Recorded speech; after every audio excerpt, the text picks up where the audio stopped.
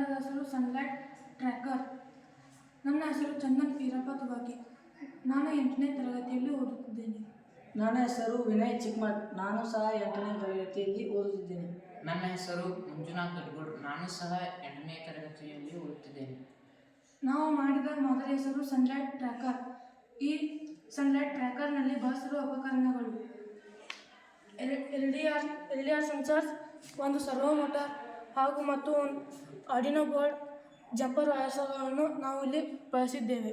ಇದನ್ನು ಮಾಡಲು ಕಾರಣವೇನೆಂದರೆ ಮುಂಜಾನೆ ಅಥವಾ ಸಾಯಂಕಾಲ ಸಮಯದಲ್ಲಿ ಪೂರ್ವ ಅಥವಾ ಪಶ್ಚಿಮದ ಭಾಗಗಳಲ್ಲಿ ಸೂರ್ಯನ ಕಿರಣಗಳು ಈ ಸೋಲಾರ್ ಪ್ಲೇಟ್ನ ಮೇಲೆ ಬೀಳದಿರುವ ಕಾರಣ. ಈ ಮಾದರಿಯು ಕೆಲಸ ಹೇಗೆ ಮಾಡುತ್ತದೆ ಎಂದರೆ, ನಾವು ಸೂರ್ಯನ ಕಿರಣಗಳು ಈ ಸೆನ್ಸರ್ ಮೇಲೆ ಬಿದ್ದಾಗ ಅದು ಇಲ್ಲಿ ಕತ್ತಲಾಗಿರುತ್ತದೆ. ಅಂದರೆ ಇದು ಪಶ್ಚಿಮ ದಿಕ್ಕಿದ್ದರಿಂದ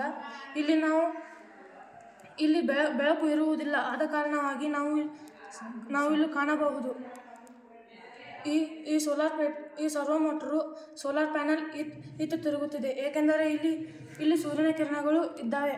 ಆದ ಕಾರಣವಾಗಿ ಇತ್ತು ತಿರುಗುತ್ತದೆ. ಅಂದರೆ ನಾವು ಯಾವುದೇ ಸಮಯದಲ್ಲೂ ಕೂಡ ನಾವು ಹೆಚ್ಚು ಮಧ್ಯಾಹ್ನ ಹೊತ್ತಿನಲ್ಲಿ